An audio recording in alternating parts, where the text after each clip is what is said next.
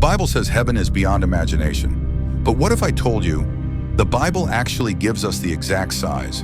Not a symbol, not a metaphor. A city so large, so staggering, that even today our technology cannot comprehend it.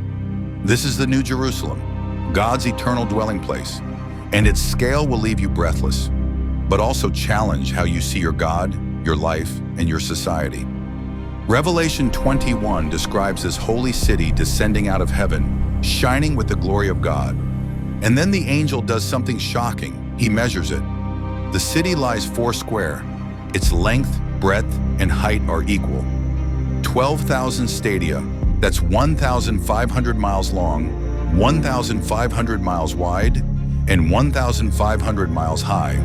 A perfect cube stretching farther than nations, reaching higher than the orbit of satellites. But here is the value. God does not deal in small promises. Heaven is proof that your God thinks beyond limits.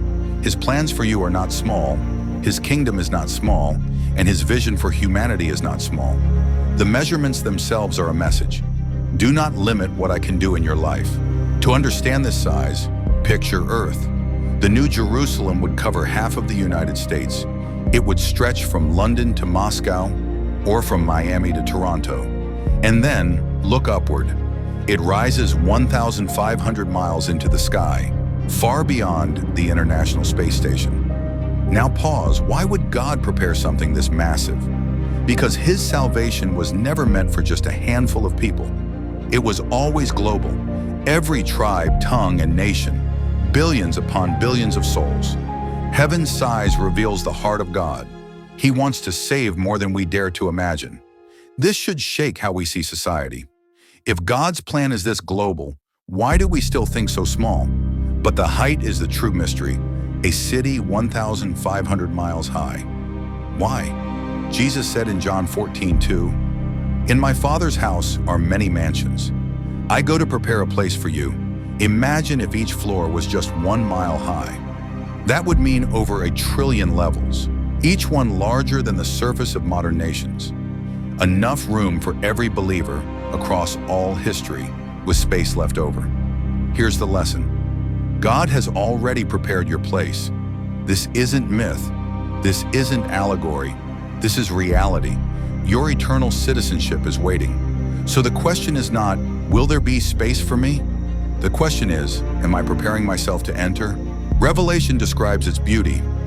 Walls of jasper, foundations of sapphire, emerald, and amethyst.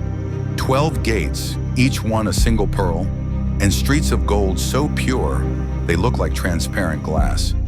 But here's the hidden truth. God could have built heaven out of anything. Why gold? Why gemstones?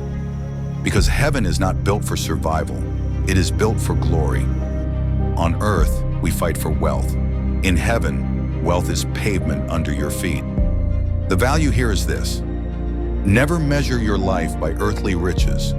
Your Father is preparing something far beyond what money can buy. So what does this mean for you? Heaven is not small. God's kingdom is not small. And His plans for your life and your society are not small. The size of heaven is an invitation. Stop limiting God in your prayers. Stop believing that salvation is only for you and your circle. Stop thinking Christianity is a private faith. It is a kingdom that transforms entire nations. The question is not, how big is heaven? The question is, will you live in such a way that you are ready to enter it?